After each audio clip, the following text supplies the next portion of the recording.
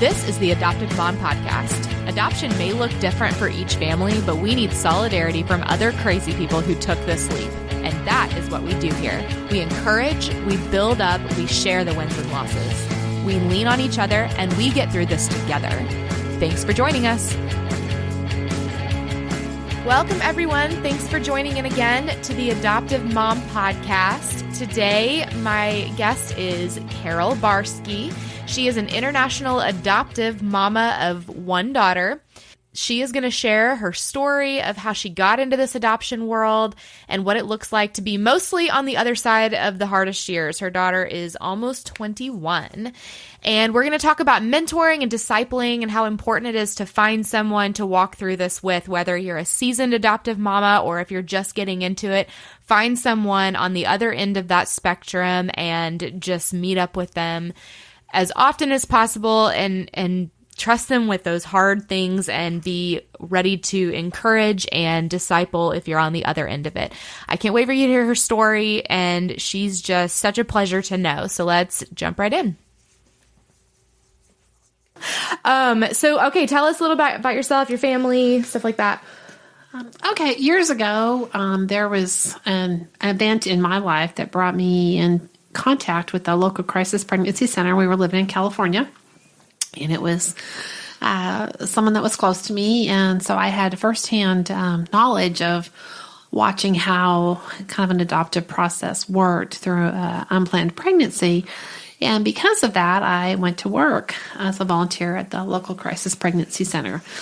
And about 2 years after that, I started dating my husband, and that was just one of the things that God used to bring us together. And as we progressed in that, we talked about family and had always assumed we would have our own kids, but we also assumed that because of that, we would also adopt. It would be a mixed family.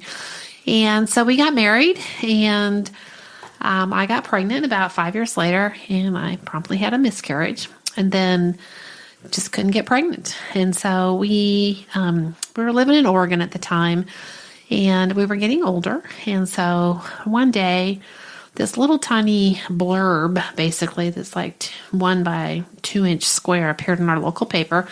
And it had a 1-800 number for a clearinghouse for adoptions. And so I cut it out thinking that'd be a good number to call. It kind of put a lot of different information together to do that. And so I approached my husband and wasn't quite ready. We were still kind of grieving over the miscarriage, so we kind of put it off to the side. And it stayed in this little bowl, decorative bowl we had on our dining room table or kitchen table, whatever table it was. And so you actually cut it out? I actually cut it out. Wow. That's like super cool, though. It was like 1 by 3 or 1 by 2. It was a little teeny piece. So I cut it out, stuck it in this little decorative bowl.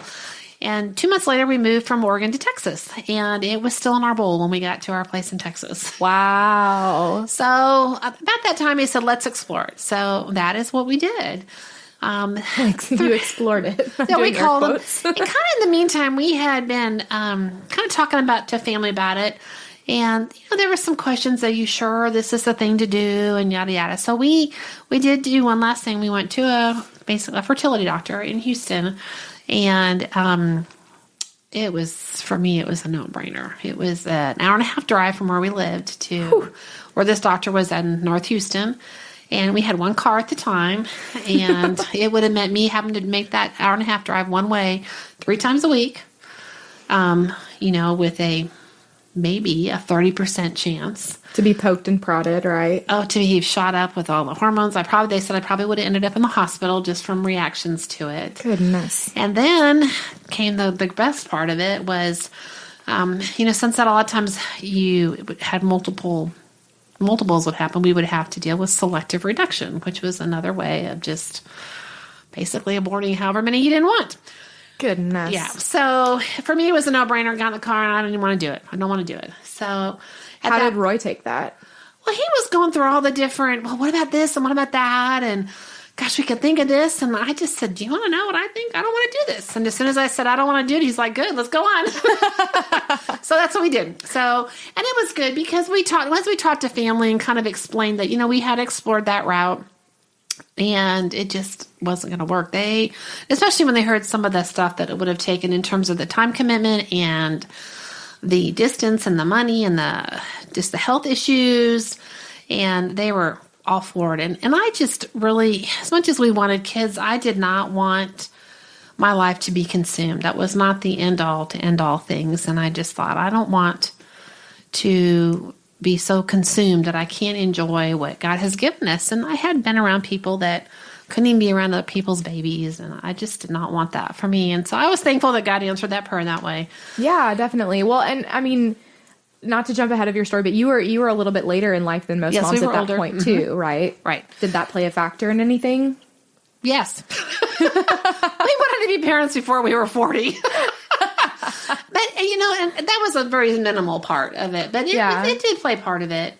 And I honestly think at least for me, we knew we wanted to be parents, but we did not want to be consumed. Mm-hmm. And, we had a certain amount of money we could spend, and we would rather have spent that knowing we would end up with a child than not knowing. Yeah. Well, and I mean, so that kind of answers my question, because I was going to ask where your heart with God was in all of this, but you say you had a peace about it. Oh, yeah, totally. That's amazing. Totally. And actually, when we had lived in Portland, that had been a prayer request. After we had miscarried and we were still trying to get pregnant, I was around people that were trying to get pregnant, and they just could not do anything in life. And one gal I was with one day, she said, "What were you doing?" I said, "Oh, I'm going to a baby shower." And she said, "I can't do that. I mean, I can't even enjoy my friends being pregnant." And I grieved for her because it cut her off. And I had prayed, and I was so thankful that God had answered that, because not only actually was I going to the shower, I had helped plan it. That's a really big deal. It was. Because I know people that can't do baby showers either. And I just did not want that to ever be the case. And I think just having worked at the Crisis Pregnancy Center, and that really, really did help. And so I was grateful for that. I don't think I knew that you had worked at a Crisis Pregnancy Center, and I feel like you've just had so much life experience. Like, every time I talk to you, I hear about something else that you've done or somewhere else you've been. Whatever. She's much younger than she looks. I recently found out how old she actually is, and it's not believable. But anyway, okay. So what was the next step for you guys? We called that 800 number, and they sent us it was a really nicely bound little 8.5 by 11 soft bound book, and we went through it, and we just, at that time, we also knew a couple things, I guess, to back up the train a little bit. We both were leaning more towards Eastern Europe type things. We knew we could do domestic, and we knew we had international. And international was kind of becoming big at the time. And at that point, we're talking 21, 22 years ago now, domestic at that point was pretty much an issue of good, better, best. Where international, especially where we were looking at in Russia and Romania, was life or death. Wow. And so that was part of it. The other part was, even though we didn't have a problem with our child ever, exploring their birth family, we wanted to have some control over that. We did not, we weren't opposed to open adoption. We just didn't want necessarily birth families showing up in the teenage years when you're already dealing with so much. Right. And the other thing was, too, at that time, we had 2 different people that we knew of through friends of friends, that were going through the domestic adoption agency stuff. And both of these families ended up trying to adopt children that were of American Indian blood. And I don't know now, but then if you had American Indian blood, and the Indian nation basically would claim them as their own. Yeah. And so both of these families were almost through the entire adoption process. And then they had to go to court, and they lost. Yeah, it was no joke. And no joke. And so we just did not want to have to deal with that. And good, better, or best. I mean, we knew there was tragic stories in the United States, but it wasn't necessarily from most of these, from what we could tell at that time, life or death. And we knew it was life or death over there. Yeah. Well, I mean, and they weren't, that's what I was about to say. Like, even if they had special needs, they were going to be at least manageably taken care of. Yeah, manage much more than that. And for those that are hearing this and maybe a little bit older, they'll probably remember back in the late 80s, early 90s, mid 90s, the stories coming out of Romania with PET or CAT scans, whatever the scans they were doing on these kids' brains, and no development, and it was horrific what was being done. And so Oh, I mean, and talk to us a little bit about that, because I don't know a ton, but I know that just a lot of Eastern European countries, those kids are bedridden, and they get no human interaction unless they're maybe adopted. Yep. And so, well, and that time too is, the political situation makes a big deal about it. Mm-hmm. And at that time, Romania was open, closed, open, closed, open, closed, open, closed. And you never knew what you were going to get. You'd get there and the kids may be sicker than all get out. They may not be around. You'd get there and then the Romanian government would say, oh, by the way, they have X number of siblings. You'd need to take them all. Yeah. And adoption bios are not always the truth. Yeah. Well, and even that was the case with Russia.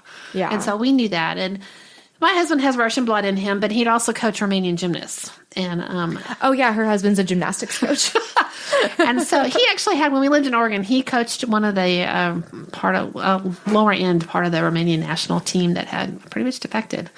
And that's crazy. Yeah, it's crazy. So I was more towards the Russian end. He was more towards the Romanian. And then Romania shut down, so it just became a moot point. Yeah. And so we were intrigued with that. Russia was our thing. And, I think there was one of the questions, I'm going to jump ahead, you've asked about advice. And, even at that time, a lot of people were doing a lot of China. They're going to China, a lot of those places. Mm-hmm. And our heart was not there. And I guess I would say that if God's going to put on your heart where your interest is and what it is. And don't be afraid to follow that. Just because everybody's doing it from one country doesn't mean you have to do it from there. The need was just as great in Russia as it was in China, as it was probably in Guatemala or some other place. And so we stuck with it with that. And I think people were surprised, but that was where our heart was. Yeah. So obviously we chose Russia. I think that's come out. So, and just let me back up a sec. So when we got this nice little clearinghouse thing, we went through it, and it was very helpful in terms of countries, restrictions for not just the country but for the birth parent. Some people didn't want, that some countries didn't want you to come to their country to adopt if you had kids of your own. Some of them didn't want you if you were over 30. Some of them, so that was helpful in terms of helping us narrow it. So we found 3 adoption agencies that we thought would work. So we contacted them. One we never heard anything from. So whatever. The next one, they sent us a boatload of information, and by boatload, it was overwhelming. We couldn't even look through it. Wow. It was just too much. And they were a great agency, but it just, for us, was just, it was too much. It was mind-boggling. And then we had a third one, and we were living outside of Houston at the time, and it actually was a law firm in Dallas. She did adoptive law and had somehow been in contact with someone in Russia a few years past and had started this adoption agency. And they were the ones, and it was just, so that's who we went with. We decided to go with them. That's good that your options were clear. Yeah, very clear. We had no doubt. I mean, It was just no problem at all. No problem at all. So it didn't take very long. At that time, the political situation in Russia was... Yeltsin was still in power, and he was kind of sick at the time. And the adoptions had been going on for a while under him and under previous presidents or whatever they called them. I don't even remember. Whatever they were. Presidents in quotes. Yeah, in quotes. And he had kind of loosened it up. One of the big things about adopting kids from Russia was you could not adopt healthy kids. And so they made up all these crazy diagnoses of these problems that these adoptive kids could have. And of course it's in Russian, so then you try to translate it into English and you're these made up diagnoses. So when we did it, he had loosened up a lot. We still had a few little ones, but it was much easier. We really hit an amazing window in the history of being able to adopt from Russia. And so we did all the stuff that we needed to do. And what was that? I mean, I obviously know the domestic side, but what is international? Well, probably like domestic. We had to be fingerprinted. Had to have a nationwide FBI background check. Mm-hmm. We had to do the home study. We had to do interviews. We had to get probably some references. We had a social worker come down. We had to go up to Dallas a couple times. That was pretty much it. See, that's a little more extensive than... Oh, is it? Okay. I mean, we didn't have to do interviews. We did have to do the home study, and there was an interview there. But yeah, we had to do something up in Dallas. Mm-hmm. And then the fingerprint thing, which was not a big deal. And we kind of had to choose, well, I guess we'll take a boy versus a girl. And then you just waited. We waited until the Russian contact had sent videos and tapes back to our contact in Dallas, and then they kind of went through them and then kind of picked. And so we got this video of this little girl who at the time was 5 months old, and that was pretty much it. We knew it was her. And when we went over, there was actually 4 families that were doing it. There was another couple from Dallas that was doing it along with us. And about the same time that we said, yes, we're going to take these kids, about 3 weeks later, we got a call from the adoption agency that said, sorry, the kids aren't available. And we did not know the couple in Dallas was also going through it at the time. We found out a little bit later. We were devastated. I mean, we were glad that she was going to a home, but we were devastated because in our mind, she was ours. Mm-hmm. And then about 3 weeks to a month later, we got another call from the adoption agency. Oh, she's available, and it's not for medical reasons. And us and the other family in Dallas, I think all we could really figure out was what we think happened was another adoption agency had put dibs, I guess, on our daughter and their son when they really didn't have anybody for them. And when it came down to having to do whatever they needed to do, couldn't do it. Yeah. So that was fine with us. We were... Yeah, but that's great that agency chose that over pride. Yeah. Because they could have just been like, the kid can rot in an orphanage. Well, they could have gotten in trouble, I think, because they lied. Oh, they had lied about, that's what we think. We don't, I should be careful. So that's for sure what happened, but we think. You haven't named names or anything. Yeah, and I don't even know the name of it. I don't even know where it was. It wasn't even in Texas, but that's what we think happened. And so if they had continued on, it would have damaged their reputation. And so they had to let them go. And so, which was great. So from the time we got the phone call, it was the end of May. I guess they told us in April we had them. Then we took the beginning of May, we didn't. And then the end of May, they said, oh, they're available. And they said, we're going to send your packet because our whole packet, the dossier, everything was done. We're going to overnight it to Russia. It should get there in 3 to 5 days. Oh my gosh. Overnight. So it takes I guess, depending on the country. Yeah. And we were actually going on vacation the next day. We were leaving for a vacation. Of course you were. We were going to Lake of the Ozarks in Missouri. And so we told our adoption agency, we're on vacation. Here's the number at the desk of the resort we're staying at. If you need us, call us, but we'll talk to you when we get back. Yeah. And, pre-cell phone days. I was about to say pre-cell phone, yeah, pre-cell phone days, people. And Monday we get a phone call. We have a court date in 13 days. And we're like, what? So the first inclination was, we're going to go home. It's like, no, we don't have to go on vacation. Everything we needed to have done, we could do from where we were. We needed to get visas, but we couldn't get a visa until we had the invitation from the Russian government. And so it didn't matter whether we were in Missouri or Texas because we had to have that visa within less than 5 days. And the only way to do that was via mail to New York City. So it didn't matter. We didn't have to go home to do that. Right. We could go clothes shopping there in Missouri where we were. I mean, they had outlet stores that, they had a Laura Ashley store we went in to get our first outfit. Oh my gosh. What was your emotional state at this point? We were just so excited. And we were on cloud nine. We were on cloud nine. It was like, oh my gosh. And it was pretty cool because we had to go to the front desk at the resort and say, we explained to them what was going on. They were so excited for us.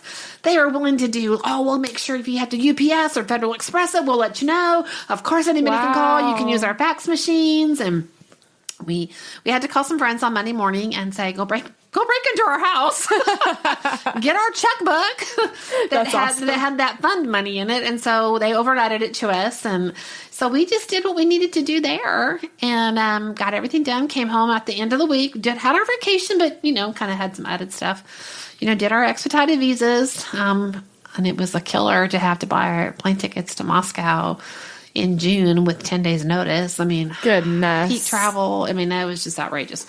So we got home and we basically unpacked from vacation and kind of repacked to go to Russia. Our church, our youth group gave us a shower. It was so sweet. It was just, it was amazing. They were so amazing about it. That's adorable. And it was like they kind of claimed her as their own too. Yeah. And we knew this going into it that any clothes we wanted for her, we had to bring. That whatever she had on there would not come home with us. And the reality is we didn't want it anyways. We took one look at it. It didn't even fit her. So, wow. You had to bring toys if you wanted. We had to bring our own diapers because we just didn't know where stuff was and formula and bottles. And they said, just bring it just in case. Stroller. And So we had to lug all that stuff. I was about to say, that's an expensive luggage fee right there. Well, they didn't have those fees then. Oh, what? Yeah, you're talking 20 years ago. I mean, I understand, but I was young then, and I didn't fly till I was 22. So yeah, no, it wasn't too bad. So we left Houston and flew to Dallas and met the other couple. The other two couples, one was from California, one was from Florida. We did not meet them there. So we flew to Dallas, and then we were going to fly from Dallas to Moscow. And our plane left Dallas late, which meant that when we got into Paris, which is where our connecting flight was, we had missed our flight from Paris to Moscow. So we got to wait in the airport for a while, caught our flight, got into Moscow a couple hours later, and it was later at night. And we got there, and it was amazing. Oh my gosh. The stories kind of you hear about communist Russia. I mean, because this was only in the late 90s, and it had not been free that long, really. But you can see this airport we flew into had been built for the Olympics when it was there, and, kind of the glory of communism. And it was very interesting. We got off the plane and walked out. There's nobody around. And that was when you could still go. People could, meet you at the gate and airports. And right. So you were used to all these people at the gates. There was nobody around.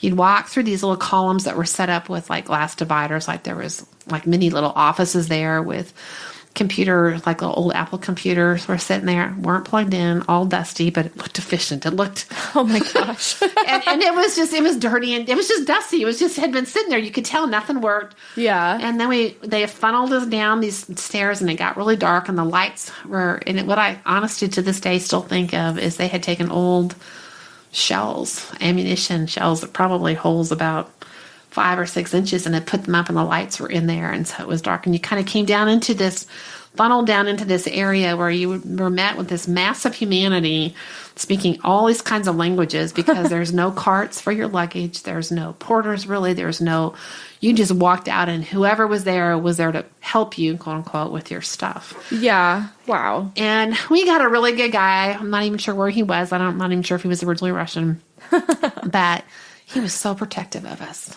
And that's awesome. He stayed with us, and he tried to get a friend. We tried to call the phone number. And what we found out later was that other two that had flown in from California and Florida had gotten there at the same time, and their plane had gotten there like 15 minutes before our delayed plane. And the contact in Russia had only arranged for 2 drivers. So they were at the airport, and so the other 2 couples got there before us. The timing had worked out. They would have picked us up, taken us back to Moscow, come back and picked them up. It would have been seamless. But it wasn't, because the airport was an hour from downtown Moscow where we were. So we ended up waiting at the Moscow airport for 2 or 3 hours. Couldn't go to the restrooms by ourselves, which was this appropriate little hole. I mean, there were literally holes on the ground. Little places to put your feet. Oh my gosh. That sounds like sensory overload in so many ways. And, just the culture that got to walk by at night. And it was very eye-opening, and it was interesting. And so the guy was fabulous. He protected us. He wouldn't let anybody come near us, and made sure nobody tried to steal anything from us. And that's good. Yeah, it was good. So we got to our places, and we spent 2 days in Moscow, 2.5, 3 days doing some stuff. And then we took a plane to Krasnodar, which is a big city on the near the Black Sea, and it was kind of a resortish area. And just for people now, this is the area that Putin is from. Is from this general area where the President Putin was from. So we were there, and the 3 of us were adopting babies. The 4th one was adopting a little bit older kids from a different place, and so we went to the orphanage. Or actually, they were in a medical facility. Wow. So sometimes they would go to an orphanage, and sometimes they would stay in a medical facility until they were 2. So our kids were in this medical facility where they had been born. And I think the Russian contact we had, she knew someone. She had family connections in the courtroom and in the hospital. So we got to meet him. Next day we went to court, did our bit in court, which that's a whole other story. Yeah. And then we went and picked the kiddos up and brought them back to our hotel room. And all of us promptly gave them baths, and tried to get them to feed. And that was hard because with that many kids, they would drink a bottle of milk in like 2 minutes. So we all found we had to make the hole in the nipples bigger for the formula. Well, they're probably used to that because they do that to make the feedings quicker. Quicker, yeah. And she was starving. Oh, she was starving. Well, and I mean, let's back up a little bit. So let's talk about the first time you laid your eyes on her. Well, so one of our prayers, because we knew what it was like over there, that we didn't want to abandon them, it was just, God, just do something that she gets attention. This is a good story. And so, yeah, if you know her, it makes total sense. So anyway, so there was 3 families. We had her, the other family from Dallas had a little boy, and the family from California was adopting twin girls. So one by one, they brought the kiddos out. And the whole time there's commotion going on, and we could hear kids, babies crying in the background, but especially one. And so they brought out the little boy, and then they brought out the first little twin girl, and then the second little twin girl. So we're just still sitting there waiting. waiting. Listen to this one baby cry. And then finally they bring her out, and it turns out she had been the one that had been crying. And we thought, well, that's God answered our prayer for getting attention. And so it was just, she was a cute little thing. I mean, she just, she didn't have a lot of hair, and you could tell that the little little PC thing sleeper thing that she was in was too small. Her legs were pulled up. She couldn't even stretch them out. Oh. And even at that point, we could see in her arms, she had little muscles in her arms, even at 8 months old. Wow. They were in a crib, kind of like what an old playpen that were kind of the one some of the older people listening might remember, where it was square, and the middle part would fold down. You could fold it up, but it was wood. And so they had spent their whole time pulling themselves up because they couldn't use their legs. And wow. So we played with them. We fed them. And, the nurses and doctors hovered, and everything was hunky-dory. And we left and went to court the next day. Wow. Yeah. So, okay. So that's your adoption story, and it's a good one. So her name is... So her name is Leah. So one of the interesting things about our adoption agency was they were really big about wanting to keep their Russian culture, including their names. And, that was probably of all the whole story. That for me, believe it or not, was the hardest thing, that I would not be able to name my own baby. Which I know sounds silly, but that was the one thing that really, really...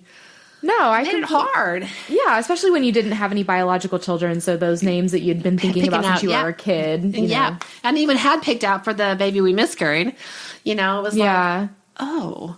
And I remember turning to my husband at one point, just kind of resignedly saying, there's a lot of beautiful names in Russia. Katerina and, they're beautiful. I can live with it as long as her name's not Olga.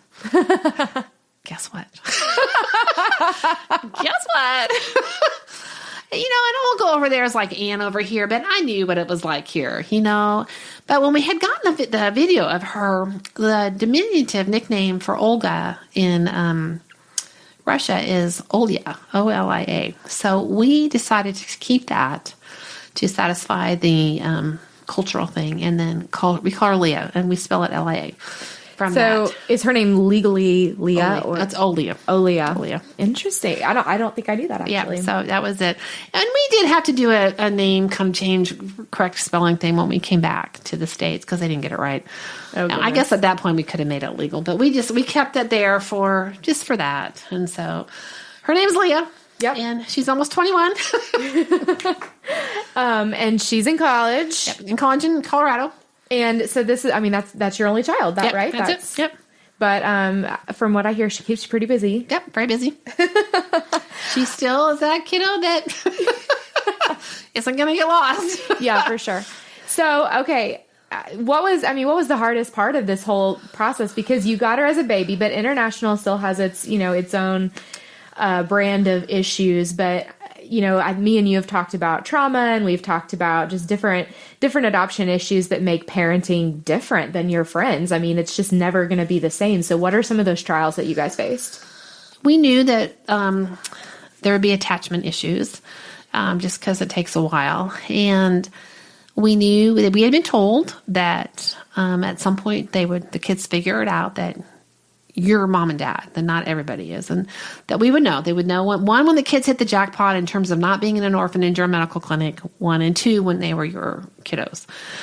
And for us, her hitting the jackpot in terms of knowing that she was no longer at the orphanage was when we finally got home. And it was a horrific trip home just because it took so many hours, and it was just unbearable. And even when we got to Houston finally, after plane flight from Moscow to Paris, missed the plane, had to run, hot. On the airplane, we were in a huge plane from Paris to Houston, but the people kept my husband would hold her to try to get her to sleep, and they would keep knocking his arm, and it'd wake her up. And 30 minutes outside of Houston, they told us, there's the crib, the little net thing, and we could have come down for babies, after an 8-hour flight or whatever. Oh, gosh. Whatever. Yeah, thanks. So we get to Houston, and this was hard for her. So if any of the people listening do international adoption, I guess this would be one thing, is that we get her to Houston, and so she's tired, she's hot, there are all the sights and sounds. I mean, it kind of batters us, but you got a little 8-month-old. And every sight, every sound, the language, the sound of language, the smells are totally different. She's basically listening to gibberish. Like, in totally. her mind. Everything the weather was different. And then we had to put her in a car seat.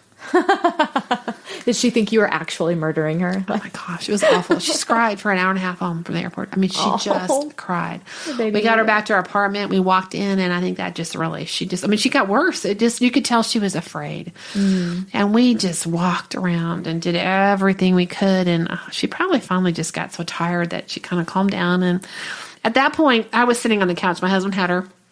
And we had, of course, we had done all the big thing about getting the crib and the blanket and all that stuff. And so I was sitting on that couch with the blanket, and he gave her to me, and she felt the blanket, which is actually the comforter to her cute little Peter Rabbit set. Aww. And you could feel, it was the most, I'll never forget it. She just kind of touched it a little bit tentatively, and then a little bit more. And then she kind of grabbed it. And then she just realized that every bit of the crying stopped. She literally dove head first into this blanket, kind of scooped it up in her arms, and had this biggest smile on her face, and that was it. Oh, that's so sweet. And, not to tell your story, but the toys that you had given her in Russia, she wanted nothing to do with. Yes, we had brought a couple toys with us to Russia that she loved in Russia. Came home, never touched them again. We brought a blanket with us to Russia. Never touched it again. So it's like she knew. She knew. That was she the knew. old, this is the new. Yeah, even though she was 8 months and 1 week. She knew. She never would have nothing to do with that blanket. She never wanted to touch that toy again, ever. Wow. But that's so perceptive, and that's such a God thing. Yeah, totally. That's really cool. And her little blanket, she named it. We used to try to wash it. Oh my gosh. I would have to sneak it away. And it'd be about halfway through the wash cycle when she would finally figure it out. And she literally would sit in front of the washing machine and cry. And I would tell her, honey, it needs a bath. It needs a bath. It needs to be dried off. And she'd cry. Because she knew that was one of the things. And I think maybe that's just it. And then that would be, along with the attachment, there was something that was there that really showed him. And it took a long time to wean her off that. We still have the blanket. Of course, it has no color, and it's threadbare. But we've got that thing. Yeah. And just, I think that was it. There will be something. And there was at one point where we recognized, and she recognized, that we weren't just all these other people in our church who were amazing. Oh my gosh, they just loved on her. And we had our youth group at the time. These kids, if you were to ask them now, they're all grown, in their 30s with kids of their own. It's like they have this special bond. It's like she was kind of part of their first one. And it is so sweet. It's so sweet. And that was just amazing. But and she loved men with beards. Just loved men with beards. And so she would go to them, especially men with beards. And we had one friend who was an ex-football player, big guy, and kids were afraid of him, and fearless. He just thought it was the coolest thing that she would come straight to him and just snuggle in his arms and pull out his beard. That's hilarious, because I remember when I was younger distinctly being afraid of men with beards, and I married a man. I've never seen him beardless, and so now Jane loves men with beards because her daddy has a beard. And it's just so funny because I was terrified. Yeah, but she'd never really seen it, but there's something about it. And I think this goes to part of that, the developmental stuff. Mm-hmm. Because one of the things that we did see her do in Russia, and we did have some people come and look, she would just take her little finger and scratch everything. Every little texture, every little thing that was different. And they did explain to us it was a sensory thing. Yeah. Which we did not know anything about that. And so I think that was part of it with the beard, there was a sensory thing there. There was, it felt good. And she did stop a lot of that after we'd had her for a while, just because, she had enough stuff around her to keep her. She got used to that, just sensory needs being met in normal life, not having to get it extra. And we're dealing with that too with Rock, and we see that deep pressure helps him, and Clark too. But so I'm interested to hear. Do you remember what her quote medical condition was? Oh gosh, no. No. And we took it. We had a great pediatrician. We lived in a small town in Texas. We had a great pediatrician, and we took it to him, and he just laughed. I mean, I have it at home. I probably could have looked it up. And I don't even know if it even translated into English. And I think basically what we came to the conclusion was she was just small. This is so interesting to me because I didn't know that was a thing that they had to make up some. Yeah, they made up because she had a couple diagnoses. Yeah, that's so crazy. You know, and you know, they did all the normal stuff. I mean, as best you can from videos and pictures, and they measured. They had sent the head circumference and all that kind of stuff along with the documents we had gotten, and it was normal. I mean, she was just skinny. She was just a skinny little thing. Yeah. You know?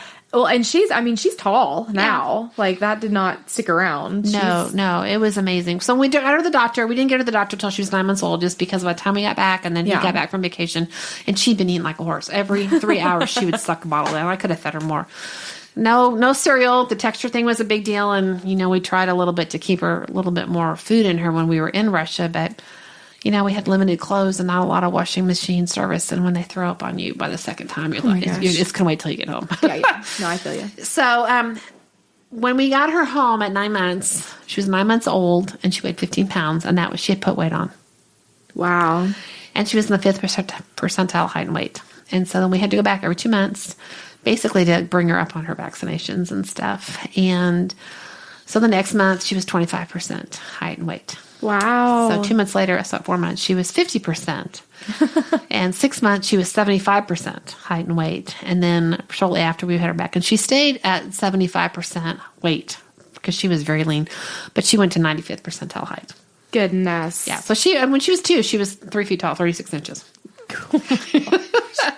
That's hilarious. And her teeth, she had like all her teeth. So we got her like 8 months, and within a few months, 2 months maybe, she had like 4 teeth. Goodness. And her hair went from being very short to couple. It was very, very, very curly, so you couldn't tell until you pulled it out. But it was a couple inches long. I mean, literally like in 2 or 3 months. Wow. Just from food.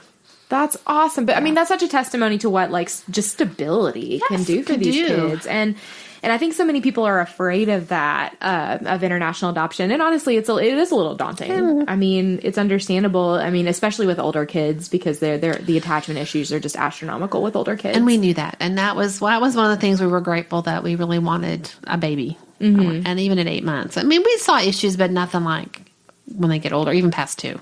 Yeah. We just did not have a lot of that stuff. Goodness. Well, okay, so you're clearly seasoned at this. I mean, she's almost 21. Almost 21. Right. And so I've met Leah once, and she's actually going to be on the show in a future episode. So I'm super excited about that, just to get it from someone who's been adopted, that perspective. Yeah. But yeah, I've met her, and she's totally as much of a spitfire as you say she is, but in such a good way. Like, she's a cool person. But so you're seasoned at this, you understand. And I don't know that you were seeking out to be in a mentor position for another adoptive mama, but here you are. So what do you think about that?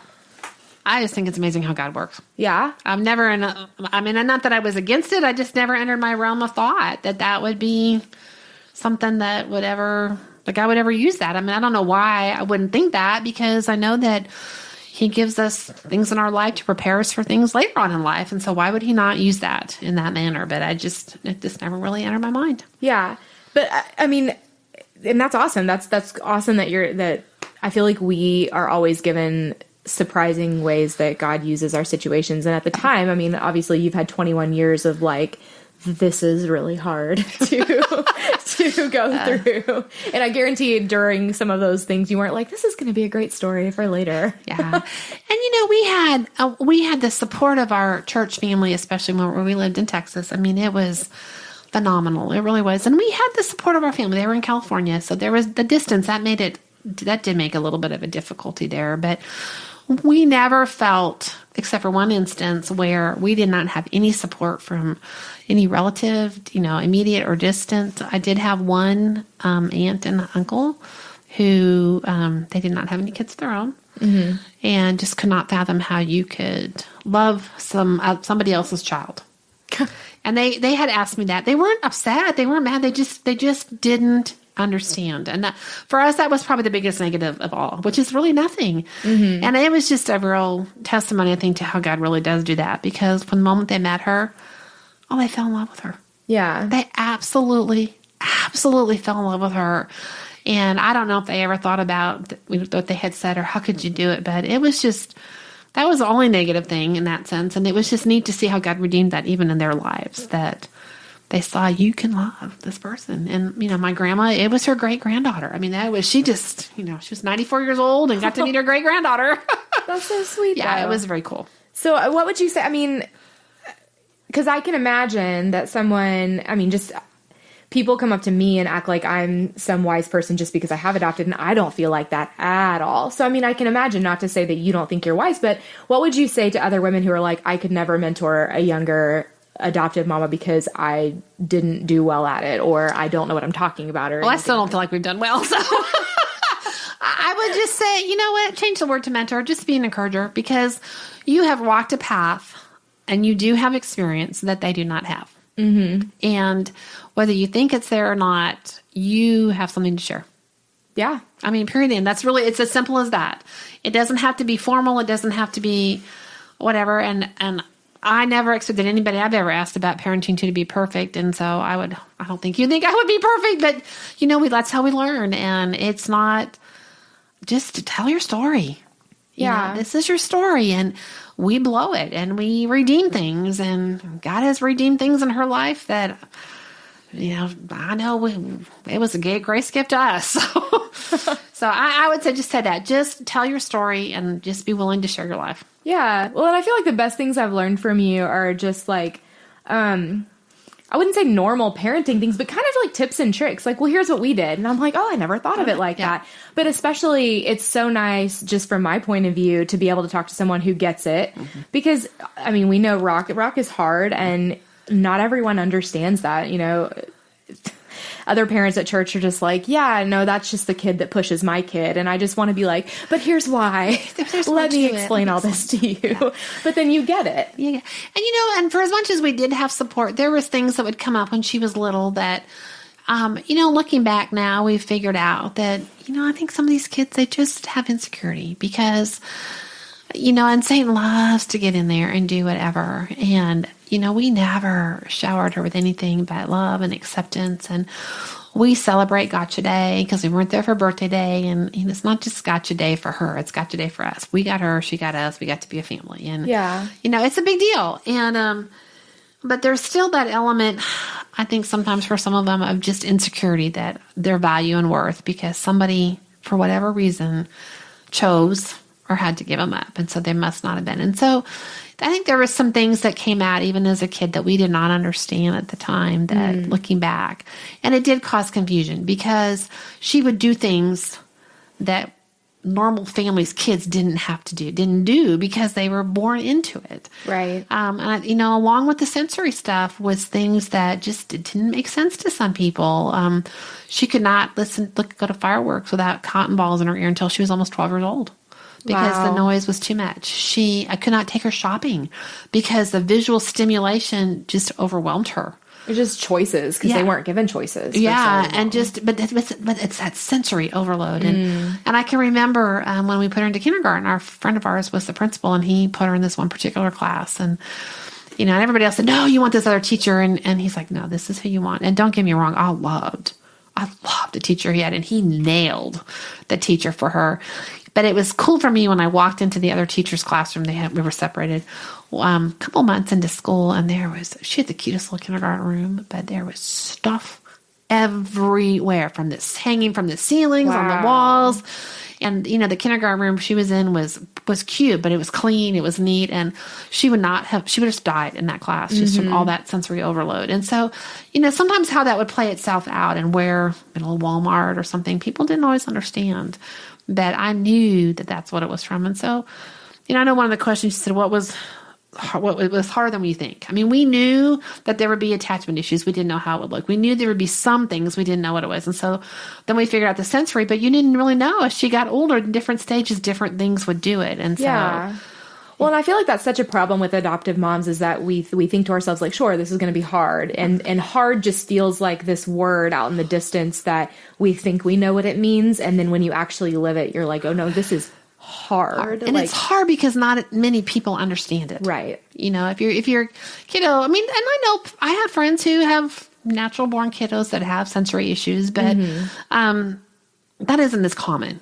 And so unless you're around that, how do you explain a meltdown in Walmart? Right. It's usually bred from trauma. Yeah. Yes. I mean, I know that you like us because we don't plan on ever having, like, we plan on Rock always knowing that he's special because he was adopted and never having like a sit down conversation at 8 years old to explain it. And I know that that's what you guys did too. So what age was it that Leo was like, oh, this is what that means? I don't have any idea. Do you think she just always knew, or she always? I mean, from the day we got her home, we found some way to talk about it, changing diapers, doing whatever, and that's so cool. Yeah. Okay, talk about that. You know, it's just cool how God's brought you in our life, and you know, and we don't pray for her birth mom as much as we probably should, but we have talked about that, and we have prayed for her. I mean, we know her name; it's Natalia. Of course, that's a very common Russian name. We do know that's what at least, let me put it this way. That's what the document said her name was. Yeah. So that's all we can go by, if they're accurate. We just always talked about it. And so when the first year rolled around of her, there was legal adoption, she was about 1.5 years. We did our first Gotcha Day party. You know, and that's so cool. We took the happy birthday melody and sang happy Gotcha Day to us, happy Gotcha Day to us, you know, and so it just was one of those things. We just never, I don't even remember. It was always there. That's awesome. Yeah, it was always there. And she's, I don't know when I'm interested to hear what she says, if she can even remember that. Yeah. Anything different, but. Well, and I'm totally planning on asking her that question because I feel like it takes a really special person that's willing to talk about this stuff. And I'm so honored that she is, because you just don't get that perspective very often. Yeah. Especially someone who wasn't adopted, like at the hospital, you know, and yes. Yeah. So we had 8 months of not there. And you know, that, I guess that'd be what was hard. That was a hard thing because I probably kept her on the bottle longer because I liked that time of holding her and feeding her. And I felt cheated. People were saying, well, I'm starting to wean my kiddo at 9 months. I'm like, I just got to hold her and feed her. And so there were some of those things you feel like you miss, you know? And so probably some of that stuff, we probably delayed it a little bit. And there, I can remember to this day, she would take the bottle because it was a habit. But she didn't drink it. But we just wanted that time. Yeah, but that's so important for bonding. Yeah, it was. It really was. So, you know, so some of those maybe little grief areas and I guess that would be the thing is don't let other people's normal become your normal. Mm-hmm. Because every child is unique, whether it's natural born or adopted. You know, study your kiddo. You know, learn to recognize or be educated on possible things. You're not going to know them all, but be educated on what could possibly be an issue with an adopted child and just know them. And God has given you that child because you are the best parents for that child, which means He has equipped you to be the best parent, even when you feel like a total idiot and don't know where to go. You just pray about it and ask God, and He will give you wisdom. But God has equipped you as a couple to be that kiddo's parents. And there are many times that's all we could go back on. It's like, okay. And we would take our normal and really do everything we could to not compare to what everybody else's normal was because. And I think that is key. Yeah, because that's a big deal. It's us adoptive mamas, we slip into that so often of comparing our lives to those with bio kids and asking ourselves why it doesn't look the same. And because we forget. And it's silly that we forget because it's such a huge part of our lives, adoption. But when we're like, why can't my kids just do blank, you know, or whatever. Mm-hmm. So I think that's a good word. Anyway. Okay. So jumping back a little bit to the mentoring thing, and then I was going to ask you some of our like lightning round questions, but so how would you encourage someone to start the process? Because I feel like it's so important. And I've learned this because I didn't have an adoptive mom mentor for, I guess, most of this journey until a few months ago. And it's been such a blessing on my life. And I feel like so many people are living without this, even though it's important. Mm-hmm. You know, I don't know. I mean, I think that's a God thing because God was someone that put it on our hearts, and He's going to put different types of adoption things on people's hearts. And for a lot of them, it may be actual adoptions. For some, it just may be getting involved and doing something with it. And, you know, it may be a foster care to adopt. It may be an international adoption. It may be, you know, I just think of some of those ministries, you know, like, what is it? Maria's House. Maria's Big House from Stephen Curtis Chapman. They have over in China. That's a house for adoptive kids if they want to, but they're really special needs. And some of these parents there are completely called not only to go to China, but to go get special needs kiddos. And so I think it's, God works in each one of our lives individually and will bring that on you. But I can say if you start feeling it, just explore it. Yeah. Just really think through issues, explore it. Don't be afraid. I know I'm to this day still grateful that our family was supportive, that their questions were very minimal. We did get the question, well, you don't know their medical history. Guess what, people? You don't know your medical history. I'm sorry. It sounds, but we really don't. We like to think we're in control, and we're not. And I think for us, we had some friends at that time that discovered that their cousins had a very rare genetic disease that had to come through both sides of the family, and they had never seen really any incidents of it. And yet they knew, and they were shocked. It was a horrible thing. And they were shocked. The doctors were shocked. The families were shocked that they had this. And here there was biological kids where they knew. They thought they knew their whole family medical history, and they did not. Goodness. So, we don't like to think we're in control or we know, but we really don't. Yeah. We really don't. So that's all. Yeah, absolutely. There's always those funny times, and I'm sure you've experienced this too, where you take your kid to the doctor and they ask about their medical history and you're like, I don't know. Well, when we first were in Texas, it was not a big deal because he knew. He was her pediatrician for a few years. Yeah. And then when we moved, we had a friend, we had a fabulous pediatrician in the new place we were at, and she was fabulous. She was absolutely fabulous. And she just... And Leah was young then. She was barely 5 when we got to her. So it was not that big of a deal. And she was just a great pediatrician. And it was very cool when we found a new dentist. We had to find a new dentist when we moved. We'd been going to a pediatric dentist from our old place. And she had this little, slipped on the upstairs landing on the laminate floor. And I thought she had hit her knee and then hit her face, and she was complaining about a tooth. And what I thought was this abscess tooth ended up being her losing her first tooth. She wasn't 5. She had 90, which was almost 5, but not quite, when she lost her first tooth. And so I thought this little white spot that was there was like an abscess, not realizing it was the next tooth coming in. So we were scrambling to find a dentist in a place we've lived in for not even 8 weeks. And as we were at the dentist, he's like, she's got an overbite. And he's looking at me like, well, you don't have one. I thought, well, you don't know my husband. And apparently, from what he says, if kids have an overbite, it's one of those genetic things that comes from both sides of the family.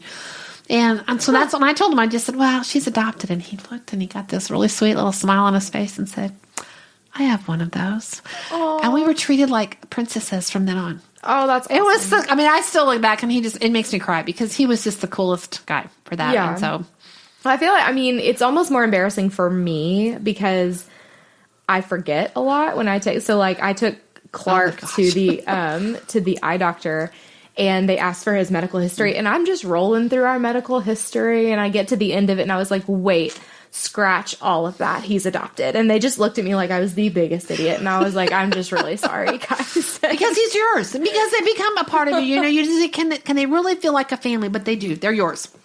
Yeah. Yours. Okay, so lightning round here, and I hesitate to call it that because these are not necessarily super short answers, but it's just a good phrase. So I asked this of everyone. So what do you wish someone had just grabbed you, looked you in the eye, and told you at the beginning of this journey? Well, and that's probably, I've already kind of mentioned it. It's harder than you think.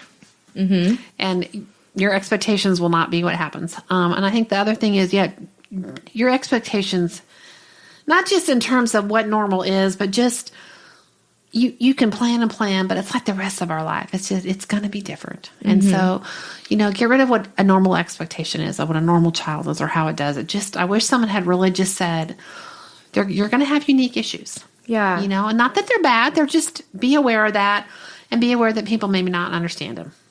And that's so good. Because it's an expectation that I feel like we all have walking into it. Just I'm going to get on top of this. And we all have expectations about everything in life. And what happens when it doesn't meet reality. Right. What did we learn in our Bible study? Oh, maybe you didn't know this. Okay, so it was a book we read. This is not an original quote with me.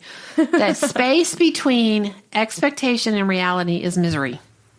Yes, I remember you. Yeah, I remember. So I think I actually heard that on another podcast. But anyways, I'm sorry, I read it somewhere. But anyways, it's not mine. But I thought that is true. And so if you're going into anything in life, let alone, bringing a new child into your family, just realize that, ask God to show your expectations so you don't have to worry about that. That's awesome. That's good advice, though. So, okay, what do you wish you had done differently along this journey? I don't know that we would have done too much different, but, and part of it was so many years ago, we had information and out there, but I think there's so much more. And so I guess what I would say is just explore some of those issues that have come out now in terms of, not that it would ever hopefully change your mind about doing that, but just so that you maybe have a little bit better grasp of potential problems and so that you're not hit by surprise.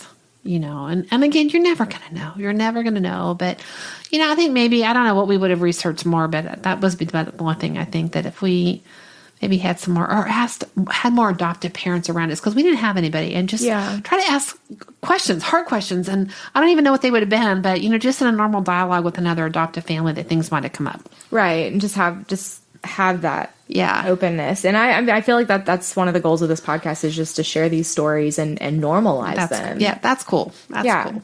Okay, so what's your favorite way? And you've already talked about this a little bit, but the favorite way that your tribe supported you? Again, it goes back to, our family was so excited. My cousins in Washington sent me a box. I'm not kidding you. It probably weighed 40 pounds of old clothes, the girls' clothes, because they all had girls. Of course, coming from the Seattle area down to the Houston area, most of them were useless because it was too hot. Yeah. But that was a huge deal that they did that.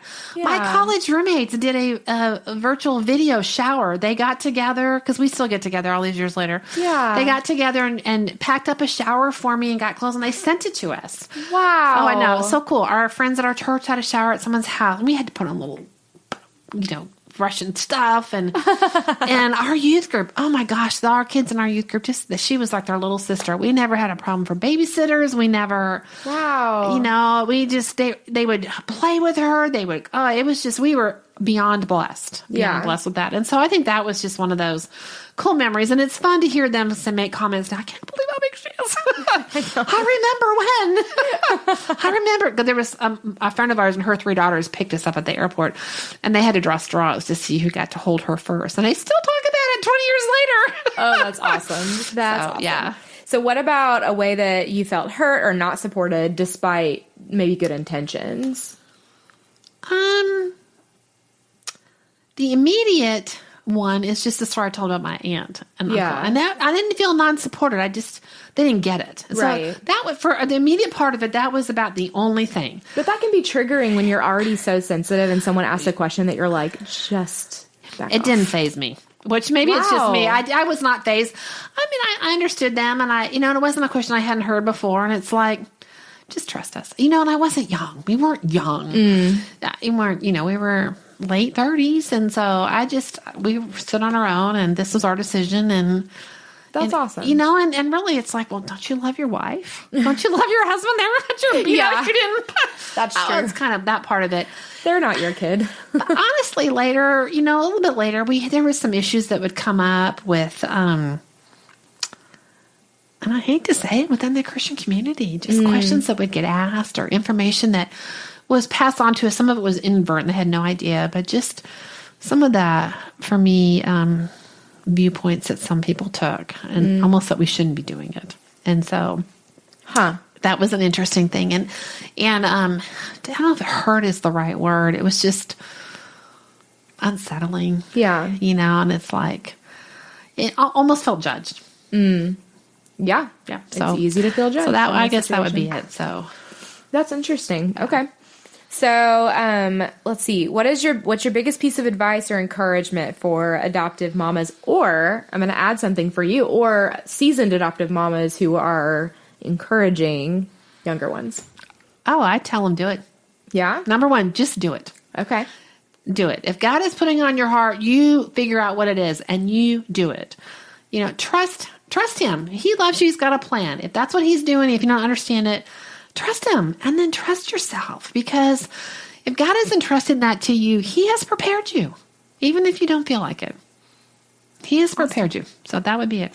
Yeah. Do it. Trust God. Trust what he's given you. Well, and I mean, I think it's so great hearing it in such simplified terms because I feel like we try to overcomplicate it. We try to overthink it with all these pretty words and everything. But when it comes down, like, God has equipped you, just do it. Just go. Mm-hmm. And I feel like that's just awesome to hear it like that. And you're never going to have every question answered, and it's going to be hard, and it's going to be uncomfortable, but having your own kids is the same way. Yeah. It doesn't, that part really doesn't change. Yeah. Well, okay. Thank you so much, Carole. You're welcome. I'm I hope so I excited. talked too much here, but it was pretty cool. Thank you. No, your story is awesome, and I heard parts of it I had never heard before, and that's really that's great. very cool. So yeah. Well, awesome, and thank you so You're welcome. much. Okay. Thank you for listening to the Adoptive Mom Podcast. I know this stuff is hard, and I hope you found encouragement here. Remember, you are enough, and you're doing a great job. God wants to be at the center of this journey, and He is big enough to redeem all of our mistakes. Don't forget to check out show notes and other resources at theadoptivemompodcast.com. Thanks again for listening.